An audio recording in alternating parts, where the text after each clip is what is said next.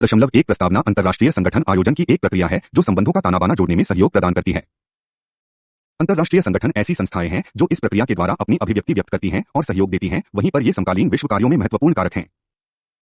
आज विश्व में असंख्य अंतर्राष्ट्रीय संगठन मौजूद हैं, तथापि राज्य अभी भी लगातार एक उच्चतम राजनीतिक इकाई के रूप में बने हुए हैं जो किसी विशिष्ट क्षेत्र के लोगों की अपनी आकांक्षाओं को दर्शाते हैं। परंतु अन्य देशों और सहयोग के लिए लोगों की इच्छाओं में आपसी समझ में वृद्धि हो रही है। इसके साथ ही प्रौद्योगिकी विकास भी एक महत्वपूर्ण कारक है जो लोगों को परस्पर एकजुट करने में सहयोग दे रहा है। इसके परिणामस्वरूप कोई राज्य कितना भी शक्तिशाली क्यों न हो, वह अकेला नहीं रह सकता है और न ही यह अन्य के सहयोग के बिना कुछ कर सकता है।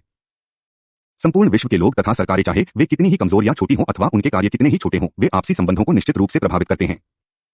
इसलिए राजनेताओं ने संख्या निर्माण की सोच पैदा करके इनके माध्यम से अंतर्राष्ट्रीय सहयोग को प्रभावी बनाने के लिए सुनिश्चितता का उपाय किया है। यह संस्थाएं एक लंबे समय और सतत प्रक्रिया के माध्यम से विकसित हो रही हैं तथा यह प्रक्रिया अभी भी लगातार अपनी गति पर चल रही है। अतः अंतर्राष्ट्रीय संगठन की प्रक्रिया से राज्य स्थापित और विकसित होते हैं तथा उनकी सतत संस्थागत संरचना उनके आपसी संबंधों को उनकी आकांक्षाओं को पूरा करने के लिए कार्य करती है। यह संस्थाएं अंतर्राष्ट्रीय संबंधों की परंपरागत व्यवस्था के अत्यधिक विकेंद्रीकरण के विरुद्ध अपनी प्रतिक्रिया व्यक्त करती हैं तथा राज्यों की एक दूसरे पर निर्भरता को लगातार बनाए रखने में अपना सहयोग देती हैं। इसके अतिरिक्त असंगठित विश्व को संगठित करना है जो अंतर्राष्ट्रीय स्तर पर आयोजन प्रक्रिया के प्रकटीकरण के संबंध में हो सकता है। इसके अलावा दूसरों पर आत्मनिर्भर रहने की आवश्यकताओं की रचना तंत्र को अपनाकर स्वयं संस्थागत रूप में स्थापित करती हैं। यह विकासशील संस्थागत संरचना के प्रकटीकरण के रूप में हो सकता है जो विश्व कार्यकलापों में महत्वपूर्ण कारक है। राज्यों के साथ इन संगठनों के संबंध तथा राज्य की शक्तियों और उसके स्वरूप के निर्धारण में अनेक कारक प्रभावित करते हैं। 9.2 ऐतिहासिक पृष्ठभूमि।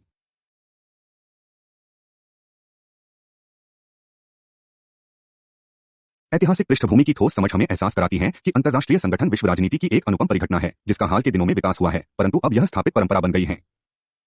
अंतर्राष्ट्रीय संगठन के विकास के लिए निम्नलिखित 4 पूर्व शर्तें हैं। 1. विश्व स्वतंत्र राजनीतिक इकाई के रूप में अनेक राज्यों में विभाजित होना अनिवार्य है। 2. इन राज्यों के बीच संपर्क के सारभूत साधन और उपाय मौजूद होना आवश्यक हैं। 3. राज्य समस्याओं के संबंध में जागरूकता पैदा करे जो उनके सहअस्तित्व के संबंध में पैदा हुई हो, तथा 4.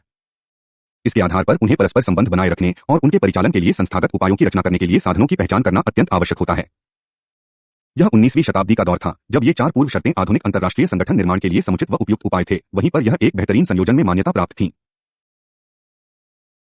अब यह सभी ने मान लिया है कि युद्ध मानव के कल्याण और उसकी खुशियों के विपरीत व घातक है, साथ में ही यह चिंताओं और असंतुष्टि प्रदर्शित करता है और अंतर्राष्ट्रीय कार्यकलापों की असमानताओं, स्थापित नियमों और प्रणालियों की जानकारी भी उपलब्ध कराता है।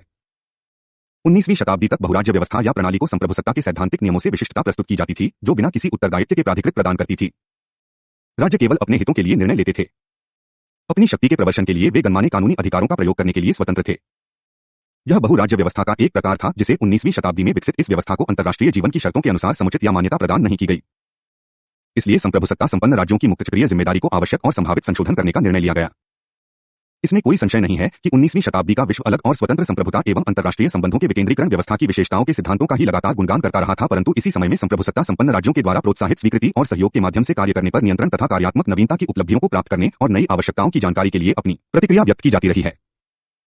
अंततः उस समय के राजनेताओं के कंधों पर यह जिम्मेदारी आई कि संचार और उद्योगवाद के युग की बदली हुई परिस्थितियों में संप्रभुसत्ता संपन्न राज्यों की पुरानी व्यवस्था को अपने हितों के अनुसार किस प्रकार से व्यवस्था की जाए ताकि उनके कार्यकलापों को बदली हुई स्थिति के अनुकूल सामंजस्य पैदा हो और व्यवस्था सुचारू रूप से चलती रहे। विकास की 3 प्रमुख धाराएं बहुपक्षीय, उच्च स्तर, राजनीतिक परामर्श या सम्मेलन के रूप में पैदा हुई जिन्हें 19वीं शताब्दी में खोजा जा सकता है। 1815 में वेना कांग्रेस ने सम्मेलनों की एक श्रृंखला आरंभ की। इसमें कोई शक नहीं है कि 1815 और 1822 के बीच हुए सम्मेलनों से यह सत्य सामने आया कि संस्थागत प्रबंधन के लिए यूरोप तैयार नहीं है। इसके बावजूद कूटनीति की तकनीक द्विपक्षीय से बहुपक्षीय में परिवर्तित हो गई थी। बड़े राज्यों के नेता स्व यूरोप के लिए संगठित हो गए और राजनीतिक मुद्दों के दबावों के कारण शताब्दी में लगभग 30 बार एक साथ सम्मिलित हुए। अतः यह कहा जा सकता है कि 19वीं शताब्दी में सम्मेलन जीवन का एक सत्य के रूप में स्थापित हुआ, यही इस शताब्दी की प्रमुख कूटनीति रही थी। बहरहाल सम्मेलन प्रणाली का सहयोग अंतर्राष्ट्रीय संगठन में इतना अधिक नहीं था कि इसकी भरपूर प्रशंसा की जाए। यह प्रणाली उच्च राजनीतिक और सुरक्षा की समस्याओं से निपटने के लिए स्थायी कार्यात्मक संख्याओं को पैदा नहीं कर सकी। सम्मेलन सामयिक होने के बजाय कभी कभार होते थे। सहयोग में सुधार हुआ, किंतु यह नियमित नहीं था। यह प्राधिकारियों पर निर्भर था कि जो अपने शक्तिशाली होने का दम भरत थे और उन्होंने इसे स्पष्ट रूप से कानूनी स्मारक के रूप में स्थापित कर लिया था। सम्मेलन प्रणाली कानूनी नियमों से संचालित नहीं होती थी अथवा राष्ट्रीय राज्यों की सर्वोत्तम राजनीतिक एजेंसी भी इसे निष्पक्ष रूप से लागू नहीं करती थी और न ही यह व्यापक समुदाय के नैतिक स्तर को बनाए रखने में सक्षम थी। सम्मेलन मेज के आसपास बैठे लोग यानी कि सम्मेलन के कर्ताधर्ता राजनेता स्वार्थी राष्ट्रवादियों और शक्तिशाली दम्भी राजनेताओं को मानवता के लिए विश्व स्तर पर सोचने वाले न्यायमूलक राजनेताओं के रूप में बदलने में असमर्थ रहे थे। कभी कभार राजनीति सम्मेलन प्रणाली अंतर्राष्ट्रीय समस्याओं को और अधिक उजागर करने में सहयोग देती थी, न कि उन समस्याओं का समाधान प्रस्तुत करती। बहुराष्ट्रीय कूटनीतिक संभावनाओं का मार्ग प्रशस्त करने की बात करती थी, किंतु उनकी वास्तविकताओं को समझने का कभी प्रयास नहीं किया जाता था। यह महाशक्तियों का आधुनिक अंतर्राष्ट्रीय संगठन कार्यकारी परिषद को प्रमुख संगठन के आदि प्रारूप के अनुरूप निर्मित किया जाता था। यद्यपि ये एजेंसियों दो या कुछ राज्यों के प्रतिनिधियों द्वारा परंपरागत संधि जो समझौते के अंतर्गत अनुबंध होता जिसमें बहुपक्षीय सम्मेलन के साथ प्रक्रिया के लिए अर्धसंसदीय प्रणाली की व्यवस्था रखी जाती थी। अंतर्राष्ट्रीय संगठन के विकास का यह चरण जिसमें विभिन्न मामले जैसे कि संपूर्ण नए समूह व्यावसायिक विशेषज्ञ तकनीक विशेषज्ञ अंतर्राष्ट्रीय सिविल अधिकारी निजी समूह लाभार्थी मानविकीय संगठन सरकारी कर्मचारी और विदेश कार्यालय से बाहर मंत्री सचिव आदि का उद्गम शामिल है। यह लोग अंतर्राष्ट्रीय कार्यों में भागीदार थे जिसमें राजनयिकों विदेश मंत्रियों तथा अन्य राजनेताओं का ही एकाधिकार का वास्तव में संप्रभुता का एक आवरण सहित रूप में था। 9.3 अंतर्राष्ट्रीय संगठनों का वर्गीकरण। आधुनिक विश्व समाज की जटिलताओं के कारण असंख्य राष्ट्रीय एजेंसियों और संस्थाओं का उद्गम हुआ है। यह बहुत कठिन कार्य है कि अंतर्राष्ट्रीय संगठनों के वर्गीकरण के लिए किसी विशिष्ट मानदंड को अपनाया जाए। इसके लिए विभिन्न प्रकार के सिद्धांतों की रचना की है। अंतर्राष्ट्रीय संगठनों के वर्गीकरण के लिए निम्नलिखित सिद्धांत। 3.1 कार्य आधारित वर्गीकरण। अंतर्राष्ट्रीय संगठनों का पहला वर्गीकरण कार्यों पर आधारित है। इसके आधार पर संगठनों को राजनीतिक, प्रशासनिक तथा न्यायिक रूप में वर्गीकृत किया गया है। राजनीतिक संगठनों की पहली चिंता या कार्य है कि वे अंतर्राष्ट्रीय स्तर पर शांति और सुरक्षा को बनाए रखें। इसका उदाहरण संयुक्त राष्ट्र संघ यूनाइटेड नेशन ऑर्गेनाइजेशन यूएनओ और अंतर्राष्ट्रीय श्रम संगठन इंटरनेशनल लेबर ऑर्गेनाइजेशन आईएलओ के रूप में दिया जा सकता है। राजनीतिक संगठनों में व्यापक सक्षमता होती है, वे अत्यधिक सामर्थ्यता रखते हैं। प्रशासनिक संगठनों के उद्देश्य और लक्ष्य बहुत सीमित होते हैं।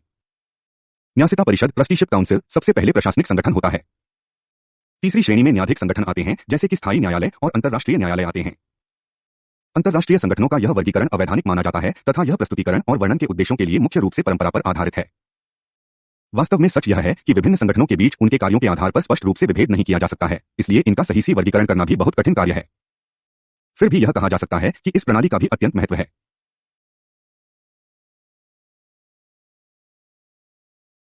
9.3 अंतर्राष्ट्रीय संगठनों का वर्गीकरण। आधुनिक विश्व समाज की जटिलताओं के कारण असंख्य राष्ट्रीय एजेंसियों और संस्थाओं का उद्गम हुआ है। यह बहुत कठिन कार्य है कि अंतर्राष्ट्रीय संगठनों के वर्गीकरण के लिए किसी विशिष्ट मानदंड को अपनाया जाए। इसके लिए विभिन्न प्रकार के सिद्धांतों की रचना की है। अंतर्राष्ट्रीय संगठनों के वर्गीकरण के लिए निम्नलिखित सिद्धांत। 3.1 कार्य आधारित वर्गीकरण। अंतर्राष्ट्रीय संगठनों का पहला वर्गीकरण कार्यों पर आधारित है। इसके आधार पर संगठनों को राजनीतिक, प्रशासनिक तथा न्यायिक रूप में वर्गीकृत किया गया है। राजनीतिक संगठनों की पहली चिंता या कार्य है कि वे अंतर्राष्ट्रीय स्तर पर शांति और सुरक्षा को बनाए रखें। इसका उदाहरण संयुक्त राष्ट्र संघ यूनाइटेड नेशन ऑर्गेनाइजेशन यूएनओ और अंतर्राष्ट्रीय श्रम संगठन इंटरनेशनल लेबर ऑर्गेनाइजेशन आईएलओ के रूप में दिया जा सकता है। राजनीतिक संगठनों में व्यापक सक्षमता होती है, वे अत्यधिक सामर्थ्यता रखते हैं। प्रशासनिक संगठनों के उद्देश्य और लक्ष्य बहुत सीमित होते हैं।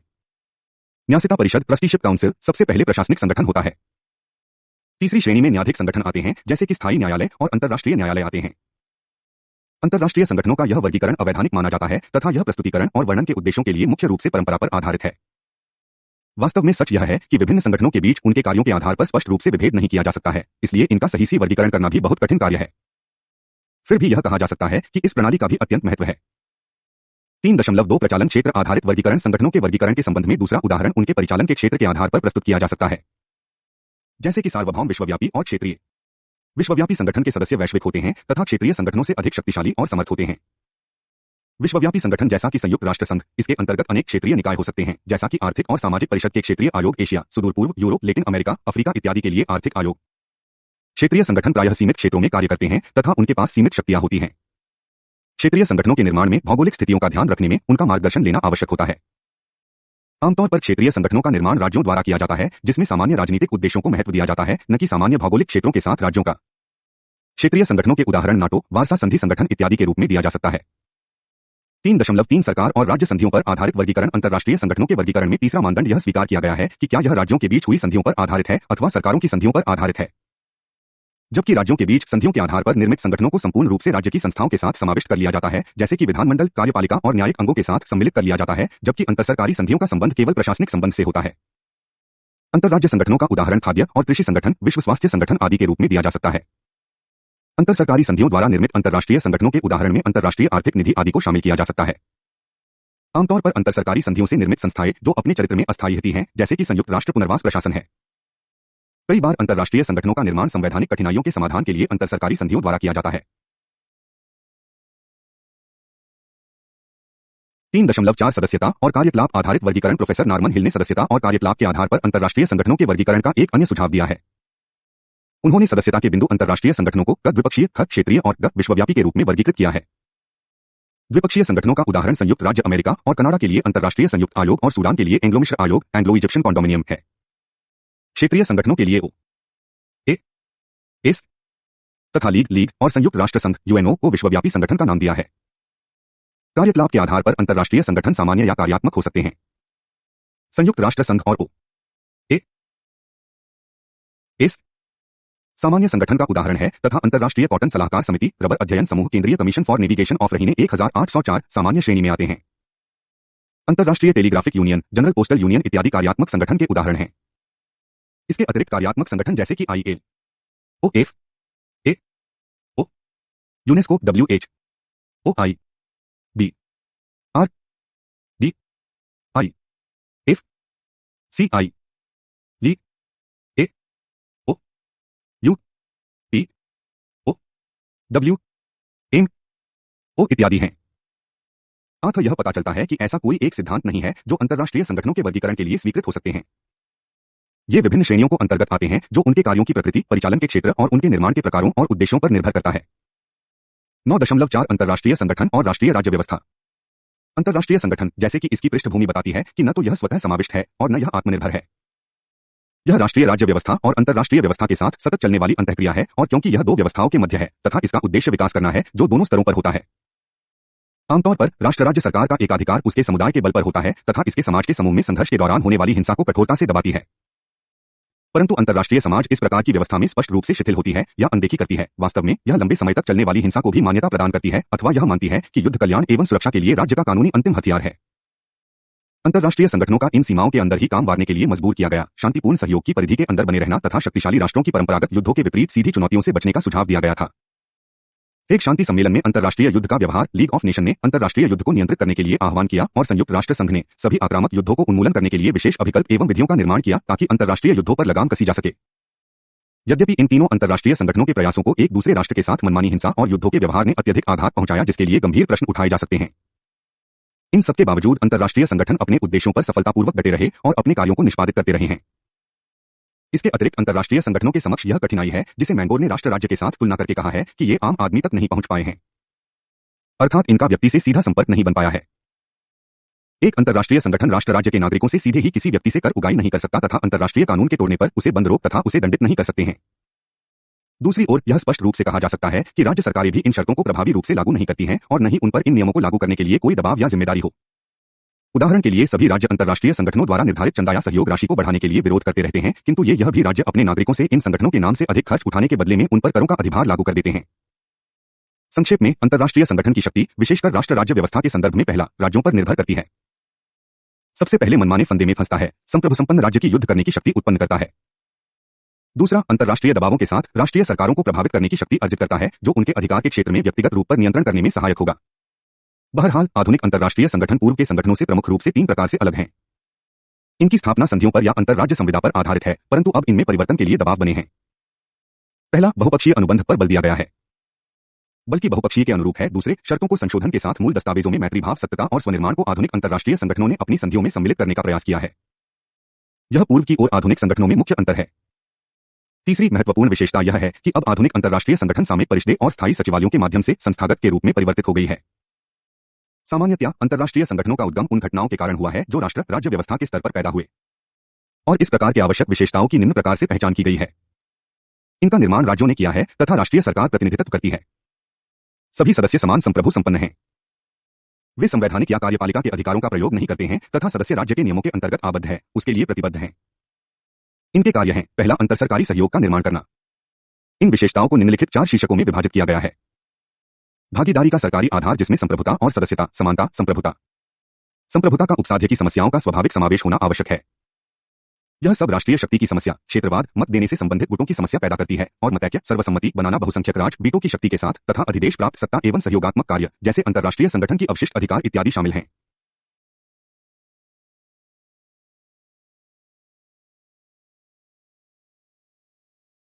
4.1 संप्रभुता के मुद्दे। यह आश्चर्यजनक दुविधा का विषय है कि राज्यों की संप्रभुता को शक्ति या बल का प्रतीक माना गया है, जिसके कारण अंतर्राष्ट्रीय सहयोग के स्तर को आगे बढ़ने में बाधाएं उत्पन्न करता है, परंतु इसी समय में यह भी लगता है कि यह प्रक्रिया अंतर्राष्ट्रीय संगठनों की स्थापना में पूरा सहयोग देती है।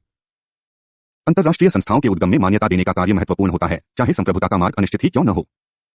पॉल टेलर ने सुझाव दिया है कि अंतर्राष्ट्रीय संगठन संप्रभुता और अंतर्राष्ट्रीय नियमों के सीमांत में होने चाहिए। ये वर्तमान में संतुलन प्रस्तुत करते हैं या फिर राष्ट्रीय लचीलेपन की आवश्यकता तक स्वतंत्रता एवं अंतर्राष्ट्रीय प्राधिकार के बीच तनाव पैदा करती है।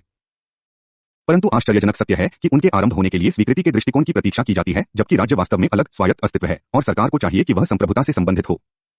जब सरकारों की संप्रभुता निर्मित हो जाती है, उस समय अंतर्राष्ट्रीय संगठन एकमत से उसे नष्ट करने में जुट जाते हैं। यह सब उन्हीं आवश्यक सिद्धांतों का प्रतिरोध करते हैं जिनके आधार पर उनके अपना निर्माण हुआ है। प्रारंभिक अवस्था में राजनीति अस्तित्व के मौजूदगी के बावजूद उसे राज्य कहे जा सकते हैं, परंतु अलग संप्रभुता के अस्तित्व के रूप में राज्य की विचारधारा की मान्यता देना एक कमजोर मान्यता होगी।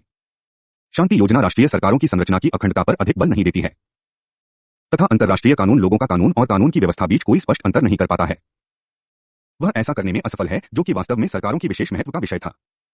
18वीं शताब्दी के मध्य तक के वर्षों में अनेक विद्वानों तथा शारीरिक विकास ने अपना अस्तित्व जमा लिया था। एक तरफा राज्य व्यवस्था का उद्गम हो चुका था, जिसमें नए स्थायित्व और स्तर के लिए आवश्यकता महसूस की जा रही थी। वहीं पर दूसरी ओर अंतर्राष्ट्रीय समस्याओं के समाधान के लिए यूरोप की मूल इकाई के दृष्टिकोण को कमजोर करने का प्रयास किया जा रहा था। अब तक अलग राज्यों की व्यवस्था का आधार तथा सरकारों की संप्रभुता की मान्यता स्थापित हो चुकी थी। अंतर्राष्ट्रीय संगठन राष्ट्रीय स्वायत्तता की खोज के लिए अपना रुख बदलने के लिए कटिबद्ध हो गए थे, जो संप्रभुता का परिणाम था। एकता के लिए एक नई तलाश अंतर्राष्ट्रीय सहयोग के लिए की जाने वाली खोज में समाविष्ट है। और राज्यों की संप्रभुता की संकल्पना राजाओं की शक्ति और स्वतंत्रता पुनर्बलन का ही एक मार्ग था तथा जो उन खोजों को स्थापित करना चाहते थे, वे ही अब कठिन परीक्षा में उलझ कर रह गए थे।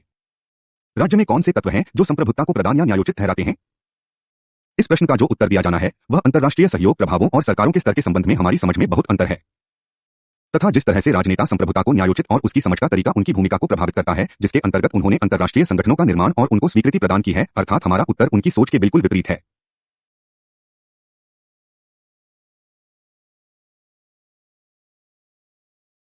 4.2 संप्रभुता समानता का मुद्दा समानता संप्रभुता का एक परिणाम है, या यह कह सकते हैं कि यह एक उपनियम है जो सिद्धांत यह मांग करता है कि संप्रभुसत्ता राज्य के रूप में प्रत्येक सदस्य संगठन के कार्य में भागीदारी का समान अधिकार रखता है तथा किसी भी राज्य के आकार, जनसंख्या, संपत्ति या शक्ति को ध्यान में रखे बिना इससे प्राप्त होने वाले लाभों को प्राप्त करने का अधिकार है। यहीं पर समानता का यह सिद्धांत यह भी मांग करता है कि सबकी समान जिम्मेदारी और कर्तव्य हो। इसलिए संयुक्त राष्ट्र संघ के प्रत्येक सदस्य राज्य को एक मत देने का अधिकार है तथा प्रत्येक राज्य किसी भी अंग के निर्वाचन के लिए पात्रता रखता है। प्रत्येक राज्य को सुनने का अधिकार दिया गया है। इसी प्रकार उसे बोलने का अधिकार भी दिया गया है। वास्तव में इसका अर्थ असीमित बोलने का अधिकार भी है। प्रतिनिधि की टिप्पणी को काट छांट करना उसके सरकार के विरुद्ध भेदभाव के रूप में परिभाषित किया जा सकता है। समिति के अध्यक्ष और सचिवों की नियुक्ति या चयन सामूहिक बहुमत से किया जाता है और सभी सदस्य राज्यों को इसका अवसर उपलब्ध कराया जाता है ताकि प्रत्येक राज्य समुचित आदर और जिम्मेदार पदों का भार संभाल सके, उसकी गरिमा का लाभ उठा सके। पदों की जिम्मेदारी बारी बारी से दी जाती है, जो वास्तव में प्रथागत या परंपरागत होती है, जो सत्रवार होती है तथा इसमें यह ध्यान रखा जाता है कि व्यापक रूप से पदों का वितरण हो जिसमें किसी प्रकार का भेदभाव न हो। संयुक्त राष्ट्र संघ की सुरक्षा परिषद में प्रत्येक महीने में वर्णक्रम के अनुसार बारी बारी से अध्यक्षता करने का अवसर दिया जाता है ताकि प्रत्येक राज्य कम से कम वर्ष में एक बार इस पद का सम्मान प्राप्त कर सके। यह बात ध्यान में रखी जानी चाहिए कि राष्ट्रीय समानता के लिए सम्मान देना इसका मुख्य आधार है, वहीं पर यह अंतर्राष्ट्रीय परामर्श प्रक्रिया की प्रमुख कठिनाई है। समानता का सिद्धांत सार्वभौमिकता से लागू नहीं किया जाता है, तथापि सुरक्षा परिषद में 5 महाशक्तियों को स्थायी सदस्यता दी गई है, जबकि अन्य राज्यों के साथ ऐसा नहीं किया गया तथा इन महाशक्तियों के पास वीटो पावर है, जिसका प्रयोग सुरक्षा परिषद में अपने हितों को कायम रखने के लिए करते रहते हैं। इसके अलावा सदस्य राज्य भी संयुक्त राष्ट्र संघ को बराबर अंशदान सहयोग नहीं देते हैं तथा बजट वितरण भी एक निश्चित मानक के आधार और उसकी वापसी देय या भुगतान क्षमता को ध्यान में रखकर दिया जाता है। अंतर्राष्ट्रीय आर्थिक निधि और अंतर्राष्ट्रीय बैंक प्रत्येक देश द्वारा स्टॉक शेयर धारण के अनुसार ही उसे वोट देने व महत्व देते हैं। राष्ट्रों के बीच शक्ति और संपत्ति के आधार पर विभेद किया जाता है और संगठन के कार्य व्यवहार पर राज्यों द्वारा अनौपचारिक रूप से प्रभाव डालने का प्रयास किया जाता है। संक्षेप में यह कहा जा सकता है कि समानता के लिए कुछ किए गए सम्मान के बावजूद सिद्धांत और वास्तविक समानता की क्षमता के बीच भेदभाव बना हुआ है, जिसके कारण अनेक कठिनाइयों का सामना करना पड़ता है, जैसे कि राष्ट्रीय शक्ति, क्षेत्रवाद तथा वोट देने की शक्ति, सर्वसम्मति बनाम नियम निर्णय लेने में प्रभावी होता है, जैसे कि वीटो करने की शक्ति इत्यादि। ये समस्याएं संकट पैदा करती हैं, विशेषकर वहां पर जहां राजनीति और सुरक्षा संबंधी मुद्दे दांव पर लगे हैं। 9.5 अंतर्राष्ट्रीय संगठन राज्यों पर उनके प्रभाव। एक अंतर्राष्ट्रीय संगठन की मौलिक विशिष्टता यह है कि बहुराज्य व्यवस्था में संवैधानिक और कार्यपालिका शक्तियों की कमी होती है। संयुक्त राष्ट्र संघ की मुख्य जिम्मेदारी शांति और सुरक्षा को बनाए रखना, लोगों की आर्थिक स्थिति में सुधार करना या मानव अधिकारों की रक्षा करना और किसी भी स्थिति में इनका संरक्षण करना था। परंतु इस दृष्टिकोण या सिद्धांत का पालन मुश्किल से किया जाता है जब वे लोग जो इसकी वकालत करते हैं के समक्ष स्वहित लाभ आड़े आता है और इन सिद्धांतों का पालन नहीं किया जाता है और न इनको बनाए रखा जाता है। वे इसका तब प्रयोग करते हैं जब उन्हें इसमें उनका स्वार्थ या लाभ हो। यदि उनको लाभ हो रहा है तो समर्थन करेंगे और यदि हानि दिखाई दे रही है तो इसका घोर विरोध करेंगे। इसके अतिरिक्त अंतर्राष्ट्रीय एजेंसियों को प्रायः राज्यों के घरेलू क्षेत्राधिकार के मामलों में दखल देने का अधिकार नहीं है, परंतु इन हस्तक्षेप प्रावधानों हैंड्स ऑफ प्रोविजंस में कभी कभी छूट दी जाती है और प्रभावित राज्यों की क्षमता का प्रतिरोध करते हुए अंतर्राष्ट्रीय संगठनों को उनके क्षेत्राधिकार में नियमों की अपने पक्ष में व्याख्या करके उन्हें प्रभावित राज्यों के क्षेत्राधिकार में हस्तक्षेप करने की अनुमति दे दी जाती है। यहां तक कि उनके अधिकृत प्राधिकार में अंतर्राष्ट्रीय एजेंसियों का अधिकार न्यूनतम रहता है अथवा राज्यों को किसी विषय के मनवाने या स्वीकार करने के लिए कोई अधिकार नहीं होता है। वे सरकारों को अपना सुझाव दे सकते हैं किंतु उन्हें आदेश नहीं दे सकते हैं। ये किसी भी समस्या का अध्ययन, परिचर्या, योजना तथा कार्रवाई प्रस्तावित कर सकते हैं किंतु उसे कानूनी रूप नहीं दे सकते हैं और न कानून बनाने के लिए कह सकते हैं। संयुक्त राष्ट्र महासभा सर्वसम्मति से अर्थ विकसित देशों को विकसित करने के लिए तकनीक सहायता प्रदान करने के लिए कार्यक्रम बनाती है अथवा वहां के बच्चों को चिकित्सक सहायता देने के प्रस्ताव करती है। यह सब तभी संभव हो सकता है जब प्रत्येक सरकार व्यक्तिगत रूप से उनको सहयोग और स्वीकृति प्रदान करने को सहमत हो जाए, अन्यथा ये सब प्रयास व्यर्थ ही रहेंगे। यदि अंतर्राष्ट्रीय संगठन ILO यह प्रस्ताव करता है कि खतरनाक उद्योगों में महिलाओं से काम न कराया जाए अथवा उसमें कमी की जाए, यह सब तब तक प्रभावी या लागू नहीं हो सकता है जब तक राष्ट्रीय सरकार इसे लागू न करे। इसके साथ ही अंतर्राष्ट्रीय संगठनों को किसी राज्य पर कर लगाने का अधिकार भी नहीं है। व्यक्तिगत या सरकारों को उनको बजट उपलब्ध कराने के लिए यहां तक कि संयुक्त राष्ट्र संघ तथा कुछ अन्य एजेंसियां भी राज्यों के आकलन के अनुसार धन उपलब्ध कराने में सफल नहीं होते हैं। यहां पर संगठन में मत देने की शक्ति और उसकी स्थिति को ध्यान रखकर निर्णय लिए जाते हैं। सामान्यतः अंतर्राष्ट्रीय एजेंसी राज्य के साथ उसके हित लाभ या फिर अपनी प्रस्तावित अनुशंसा के निष्पादन पर जनमत पर कितना प्रभाव है, इन सब बातों को ध्यान में रखकर ही ये संगठन अपना निर्णय लेते हैं। विशिष्ट एजेंसियों में जैसे कि राष्ट्रीय सरकारों को अपने नियम बनाकर अपने निर्णय से अनुबंधित करना चाहती हैं। इसके लिए कोई भी सरकार यह नहीं चाहेगी कि निर्धारित नियमों के अनुसार कार्यों को पूरा न करने पर या असफल होने पर संघ से अलग होने का जोखिम उठाए। ऐसा कोई भी राज्य नहीं चाहेगा और वे इन शर्तों के लागू करने के लिए सहमत नहीं होंगे। इसी प्रकार अंतर्राष्ट्रीय मुद्रा कोष और विश्व बैंक के पास भी इसी प्रकार की शक्तियां मौजूद हैं। यदि उनके द्वारा लागू की गई मांगों को राज्य पूरा नहीं करते हैं या नहीं कर सकेंगे, ऐसी स्थिति में वे संगठन के लाभों को न देने की धमकी दे सकते हैं। इसका परिणाम यह हुआ कि अंतर्राष्ट्रीय संगठन की प्रकृति विशेष रूप से सहयोगात्मक सिद्ध होती है। संयुक्त राष्ट्र संघ के घोषणा पत्र में ठीक ही कहा है कि सामान्य लोगों के हितों को ध्यान में रखते हुए राज्यों को सद्भावनापूर्ण कार्य करने चाहिए। अंतर्राष्ट्रीय एजेंसियों को अपने कार्यों के प्रभावी बनाए रखने के लिए लगातार परामर्श और सम्मेलनों का आयोजन करते रहना चाहिए। आधुनिक अंतर्राष्ट्रीय एजेंसियों विश्व की नगर बैठकों टाउन मीटिंग के परिणामों और की रिपोर्टों को लगातार तैयार करने की प्रक्रिया में जुटी रहती हैं। यह सब अच्छे परिणामों की प्राप्ति के लिए स्वैच्छिक सहयोग पर निर्भर करता है। इसलिए राष्ट्रीय मतभेदों के दृष्टिकोणों पर लगातार परिचर्या और बहस होती रहनी चाहिए ताकि उनके समुचित समाधान निकाले जा सके तथा राज्यों के साथ अंतिम समझौतों के लिए व्यापक संभावित क्षेत्रों की पहचान की जानी चाहिए ताकि उनके विकास को संभव बनाया जा सके। 5.1 विभिन्न दृष्टिकोण। उपर्युक्त दृष्टिकोण को देखा जाए तो राष्ट्रीय राज्यों पर अंतर्राष्ट्रीय संगठनों का प्रभाव विवादपूर्ण सिद्ध होता है। एक परिप्रेक्ष्य यह है कि अंतर्राष्ट्रीय संगठन महत्वपूर्ण राजनीतिक कारक बन गए हैं जो उनके सदस्य राज्यों पर महत्वपूर्ण प्रभाव डालने का प्रयास करते हैं। इसके बावजूद अंतर्राष्ट्रीय संगठन अपने कर्मचारियों का एक निकाय बनाता है, उसका अपना एजेंडा होता है। इस सब कारणों से उनके अपने हितों और परिप्रेक्ष्यों का बिकारा होता है। रॉड हेग तथा मार्टिन हैरॉक ने सुझाव दिया है कि यद्यपि अधिकतर संगठनों के पास कार्यतंत्र की प्रणाली प्रभावी नहीं होती है, उसमें कमियों के कारण अधिकतर राज्य उनके निर्णयों को लागू नहीं करते हैं। प्रायः ये पथभ्रष्ट हो जाती हैं। अंतर्राष्ट्रीय शासन सम्मेलन, परिचर्या, संधियां और घोषणाओं का रचनातंत्र आधुनिक राजनीति की विशेषताओं के अनुरूप होती है। इनके विश्व का उपयुक्त समर्थन नहीं मिलता है, जिसका मुख्य कारण विश्व की सरकारों को सार्वभौमिक समस्याओं को प्रस्तुत करने की कमी के कारण असफल रही है। सबसे अधिक आलोचनात्मक विचार यह है कि अंतर्राष्ट्रीय संगठन केवल राष्ट्रीय हितों को लगातार निष्पादन करने के लिए उन्हें अलंकृत करने के अभिकल्प बनकर रह गए हैं। अंतर्राष्ट्रीय संगठन अपने अनुबंधों पर राज्यों पर शासन या प्राधिकार नहीं रखते हैं, बल्कि इन संगठनों के माध्यम से शक्तिशाली अन्य राज्यों पर अपना प्रभुत्व जमाते हैं, उन पर शासन करते हैं। 1991 में खाड़ी युद्ध का मामला तथा 2003 में इराक युद्ध दोनों ही यह सिद्ध करते हैं कि अमेरिका ने अपनी तेल आपूर्ति को सुनिश्चित करने के लिए इराक युद्ध किया और उसे पराजित करके अपने कुत्सित हितों को पूरा करने में शर्मनाक युद्ध को अंजाम दिया। वास्तव में संयुक्त राष्ट्र संघ पर यह धब्बा तो लग ही गया है कि वह संयुक्त राज्य अमेरिका को बचाने के लिए राष्ट्रीय हितों को पूरा करने का प्रयास करता रहा है। इससे भी भयानक यह है कि उसने युद्ध के बाद मनमाने ढंग से अंतर्राष्ट्रीय व्यवस्था को बदल दिया और उसे व्यापारिक क्षेत्र में अपने आर्थिक हितों को कायम रखने के लिए तब्दील कर दिया है। आर्थर हेग और हरूप का कहना है कि केवल शक्तिशाली राज्य ही अंतर्राष्ट्रीय संगठनों के नियमों का पालन करते हैं, क्योंकि ये अच्छी तरह से जानते हैं कि वे पहले से ही क्या कुछ कर चुके हैं। यद्यपि यथार्थवादियों का यह बिल्कुल सही सुझाव है कि अधिकतर शक्तिशाली राज्यों ने अपनी परंपरागत स्वायत्तता बनाई हुई है, यही मामला अंतर्राष्ट्रीय संगठनों के संबंध में सिद्ध होता है। इन सब के लिए ये संगठन बहुत ही महत्वपूर्ण हैं। वे इनको सूचना और सलाह देते हैं। ये अलोकप्रिय नीतियों को सही ठहराने के लिए लाभदायक है तथा अलोकप्रिय निर्णयों को सही ठहराने के लिए राष्ट्रीय सरकारों को उपलब्ध कराते हैं, जो अपने अंतःकरण से समर्पित और बलि का बकरा बनने के लिए तैयार रहते हैं। इसके अतिरिक्त विश्वव्यापी संगठनों की सदस्यता के लिए विशेषकर राष्ट्र संघ सभी की नाना प्रकार से पुष्टि घरेलू प्रतिपक्ष सहित करता है कि ये राष्ट्रीय शासक हैं और राज्य शासन तथा प्रभुसत्ता प्राप्त कर चुके हैं। संयुक्त राष्ट्र संवेदनशील बाहरी धमकियां देने वालों के साथ संबद्ध हो गया है तथा संयुक्त राष्ट्र संघ घोषणा पत्र में व्यक्त सिद्धांतों को कमजोर करता रहा है, जिसमें कहा गया है कि घरेलू मामलों में बाहरी हस्तक्षेप को स्वीकार नहीं करेगा। इसके अतिरिक्त अंतर्राष्ट्रीय संगठन राज्यों के सामान्य हितों के विस्तृत करके प्रोत्साहित कर सकता है तथा सबके हितों को सुरक्षित रखकर और अपने सटीक परिणामों के माध्यम से अपने और उनके बीच की शंकाओं को कम कर सकता है। ये सब कार्यकलाप सबके हितों के लिए होने चाहिए। विशेषकर अंतर्राष्ट्रीय संगठन जटिल मुद्दों को हल करने के लिए आवश्यक कदम उठा सकता है, जिन्हें केवल राज्य अपने परंपरागत सैनिक बलों के माध्यम या प्रयोग से सुलझाने में असमर्थ रहते हैं। राज्यों और अंतर्राष्ट्रीय संगठनों के बीच संबंधों में कौन से मतभेद हैं, जो भी हो अंतर्राष्ट्रीय संगठन राज्यों के किसी न किसी स्तर पर प्रभावित करते हैं। हेग और हरूप ने कहा है कि अधिकतर संगठनों का शासन करने पर कार्य जटिल और कठिन है। राज्यों को चाहिए कि वे अपनी अंशदान की राशि का भुगतान करें, बैठकों में शामिल हो, अपने राष्ट्रीय हितों की पहचान करते हुए उन्हें प्रस्तुत करें, वापसी में अपने यहाँ संबंधित समूहों से परामर्श करें, कुछ प्रस्ताव रखें, दूसरों के समक्ष प्रतिक्रिया व्यक्त करें और अनुबंधों या समझौतों को अपने पर लागू करें। यह सब कार्यकलाप घरेलू और विदेश नीति के बीच की दूरी को कम करने में सहायक होंगे। अंतर्राष्ट्रीय अखंडता से सबसे बड़ी घरेलू हानि संभवतः संवैधानिक प्रावधानों के कारण होती है, जो केवल अंतर्राष्ट्रीय अनुबंधों में सरकार के हस्ताक्षर होने के पश्चात देखने में आता है। वास्तव में इसके कारण राज्यों को अनेक बाधाओं का सामना करना पड़ता है। जब अंतर्राष्ट्रीय संगठन अपनी शक्ति से या पूरे दबाव से राज्यों के घरेलू मामलों राष्ट्रीय संप्रभुता को स्पष्ट रूप से उल्लंघन करते हैं। शीत युद्ध के विघटन के ठीक बाद अंतर्राष्ट्रीय समुदाय का उदय हुआ जिसमें उसे आमतौर पर मानवीय आधारों पर हस्तक्षेप करने का प्राधिकार दिया गया था। इसके लिए इराक, रुवांडा, सोमालिया और कोसावो का उदाहरण दिया जा सकता है। चाहे यह सफल रहे हो अथवा इनका ऑपरेशनों का भविष्य जो भी रहा हो, इसके द्वारा राष्ट्रीय संप्रभुता की जीवन शक्ति के लगातार हानि पहुंचाई है और इस संबंध में बार बार सवाल उठे हैं।